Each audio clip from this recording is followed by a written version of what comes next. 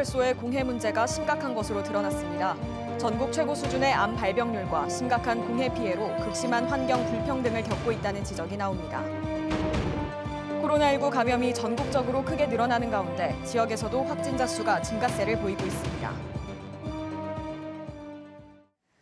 여러분 안녕하십니까? 포항 MBC 뉴스입니다. 포스코 제철소가 위치한 포항시와 광양시의 대기오염 문제, 이른바 공해 피해 실태가 충격적인 것으로 드러났습니다. 전국 최고 수준의 암 발병에다가 공해 피해를 긴 세월 방치하면서 환경 불평등 문제도 심각한데요. 전문가들은 포스코의 영향을 무시할 수 없다고 지적합니다. 장성훈 기자입니다. 3년 전 폐암 3기 진단을 받은 김순도 씨. 오랜 항암 치료 탓에 몸은 갈수록 약해지고 가족들까지도 건강이 좋지 않습니다. 나는 폐암 질환이 있고 우리 마누라는 머리에 종양, 그 수술을 했어요. 우리 딸내미는 갑상선이 있는데 동네를 둘러싼 포스코 포항제철소와 제철 연관 공장들. 굴뚝에선 미세먼지와 니켈 등 발암물질과 수많은 유해물질을 배출합니다. 종합제철이라고 공단지역이라고 이 주변에 공단지역이라고 해가지고 때문에 걸렸다. 이 생각은 걸레와가 하는 거야. 암으로 걸리는 사람들이 죽었는 사람들이 엄청 많아요. 한평생 고향을 지키며 살아왔지만 남은 건 후회뿐입니다. 내가 왜 빨리 못 떠나갔는가? 응? 떠날 수도 있는 여건이 되는데도 못 떠나는가 그런 생각 들고. 혼자 이래 쉬면은 정말 눈물 났다. 내가 왜 이럴까 하는 생각. 아무도 안 도와주는데. 포스코 광양제철소 등 산업단지와 인접한 광양시 태인동. 집집마다 쇳가루 분진이 소복합니다. 왜요? 2시에 우리가 당산에 가면서 닦았는데 3시간 만에 일이 안 됐어. 3시간 만에 일이 나오면 할인이 안 닦으면 얼마나 나오겠어. 암 환자가 속출한다는 증언이 이어집니다. 우리 폐암, 갑상선 갑상선, 이 폐암이 먼지가 이렇게 건강에 되고 많고, 그다음에 갑상선은 무조건이고. 이순신 대교가 놓인 섬마을, 여수시 묘도동도 사정은 비슷합니다. 전부 암으로 죽어, 암으로. 노인네들 죽으면. 주로 어떤 암입니까? 폐암이 이제 많이 걸리고. 보통 한 50대도 죽었고, 60대도 죽었고. 포스코의 두 제철소가 위치한 광양시와 포항시의 암 발병률은 고령 인구 비율이 높은 일부 지역 등을 제외하면 전국 최고 수준입니다. 혹시 포항제철의 영향이지 않을까? 이건 강력히 추정할 수가 있는 거고요. 왜냐하면 다른 데는 제철소가 없잖아요. 실제로 광양시와 포항시는 미세먼지 발생의 주요 원인인 대기오염 물질을 전국에서 가장 많이 배출합니다. 사업장별 배출량으로 봐도 포스코의 두 제철소는 전국 최고입니다. 제철소에서 대량으로 배출하는 중금속은 더욱 치명적인데 포항시의 배출량은 전국 평균보다 10배에서 39배까지 많습니다.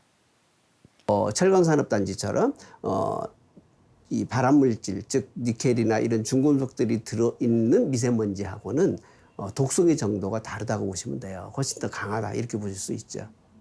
주민들은 수십 년간 공해 피해를 호소해왔지만 환경당국이 귀담아 듣지 않는다고 한탄합니다.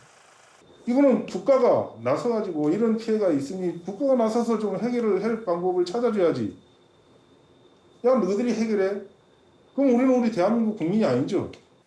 오랜 공해 피해는 환경 불평등을 초래해 주민들의 삶을 송두리째 흔들고 있습니다.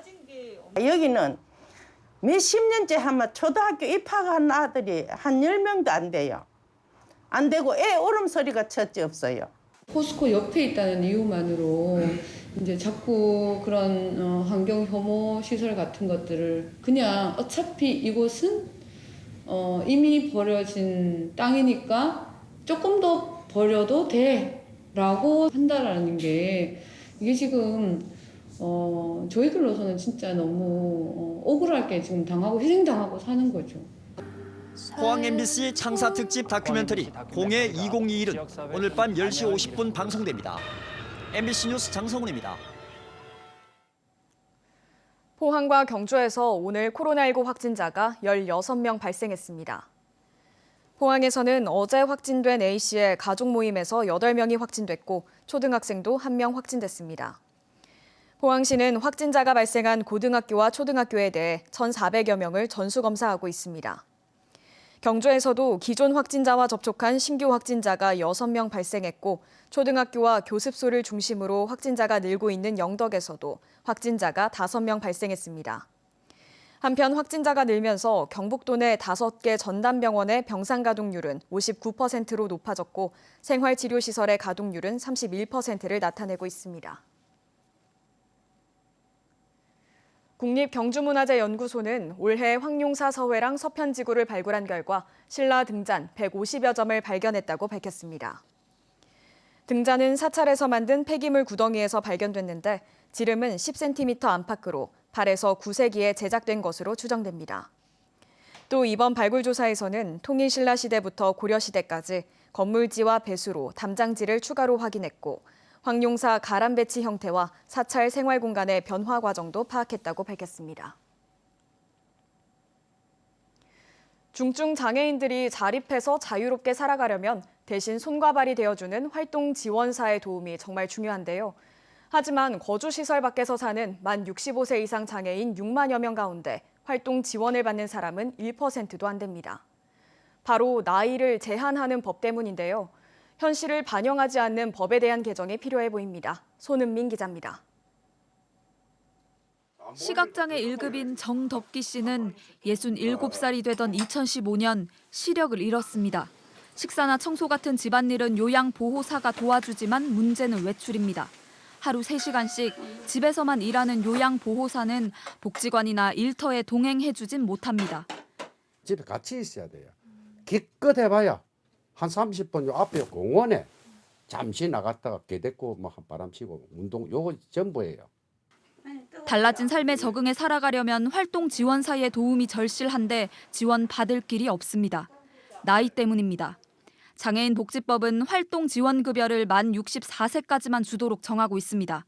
만 65세가 넘으면 장기 요양 급여 대상자가 됩니다. 장기 요양은 재가 서비스 중심이라 장애인의 다양한 사회 활동을 돕기 어렵고 지원 시간도 3분의 1 수준입니다. 저 사회 활동을 정말 지금 많이 하려고 하고 있고 아직까지 욕구가 많습니다. 그런데 할 길이 없어요. 똑같은 나이 친구인데도 65세까지는 활동 도움을 해주고 65세 넘어가 보면 장기 요양을 넘어가 버리는데 이거 중환자 취급을 받는 게 올해부터는 장애인 활동 지원급여를 받다 만 65세가 된 경우 심사를 통해 계속 지원받을 수 있는 길이 열렸습니다. 하지만 정 씨처럼 65세가 넘어서 장애가 생긴 사람이 새로 신청하는 건 안 됩니다.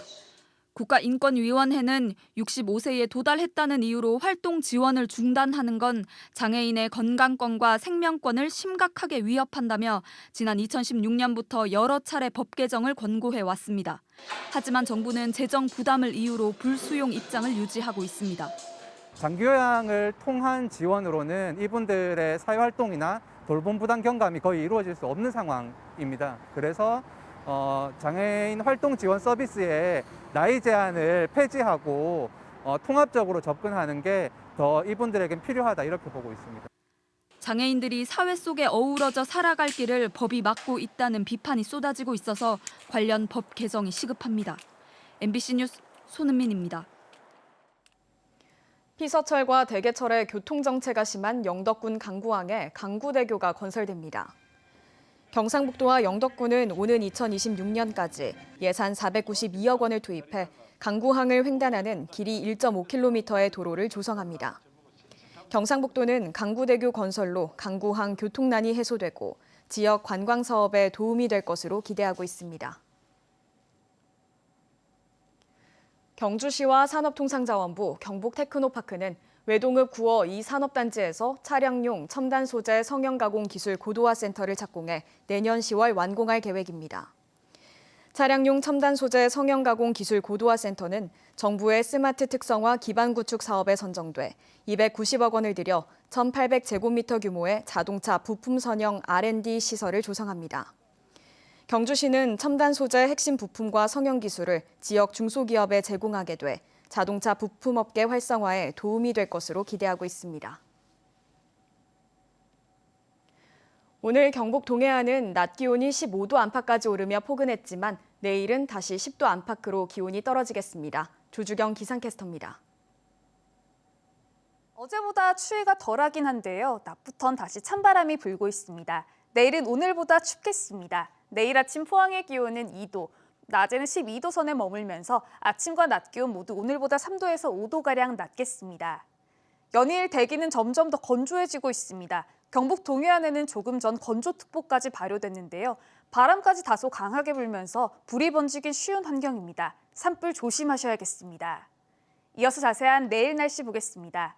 내일 아침 기온은 1도에서 2도 분포로 경주는 오늘과 비슷하겠지만 포항과 영덕, 울진은 오늘보다 3도가량 낮겠습니다.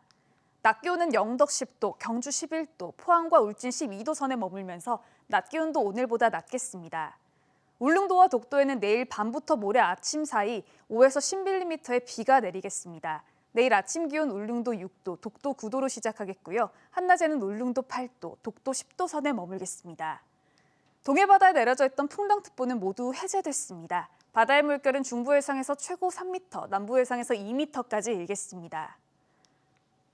이번 주말까지도 계속해서 기온은 조금씩 오름세를 보이겠고요. 다음 주 화요일에는 비 소식이 나와 있습니다. 날씨였습니다. 울릉군은 수돗물 수질 사고를 예방하기 위해 울릉군 내 전체 상수도관에 대한 정밀 조사를 추진합니다. 정부가 최근 제정한 매뉴얼에 따라 진행되는 이번 조사는 관로 내시경을 도입해 단수 없이 관로 상태를 진단합니다. 조사는 내년 한 해 동안 진행되며 국내 물관리 전문기관인 한국수자원공사가 참여합니다. 경상북도가 내년 3월 15일까지 겨울철 수도시설 동파 방지 대책을 추진합니다. 시군 합동 대응 체계를 유지하고 긴급 복구반과 급수반을 편성해 동파 발생 시 빠른 복구와 긴급 급수를 할 방침입니다.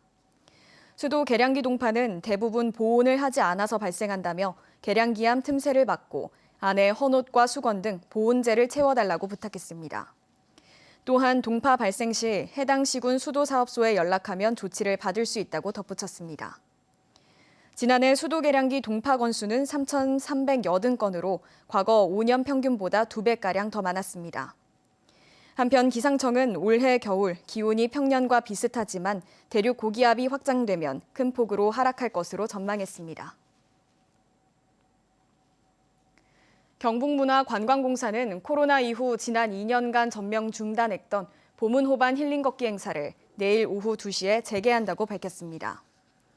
코로나19 2차 백신 접종 완료자 300명으로 참가 인원을 제한하고 사전 홈페이지를 통한 접수 110명과 현장 접수로 110명을 받습니다. 한편 보문호반 걷기 행사는 지난 2014년부터 매달 개최해왔는데 누적 참가자가 10만 명에 달합니다. 경북의 농식품 수출이 지난 9월 기준 3,720만 달러로 지난해 같은 기간보다 49% 이상 증가했습니다. 한류 바람을 타고 한국 음식에 대한 인기가 높아진 데다 비대면 시대에 온라인 마케팅이 주요한 것으로 분석되고 있습니다.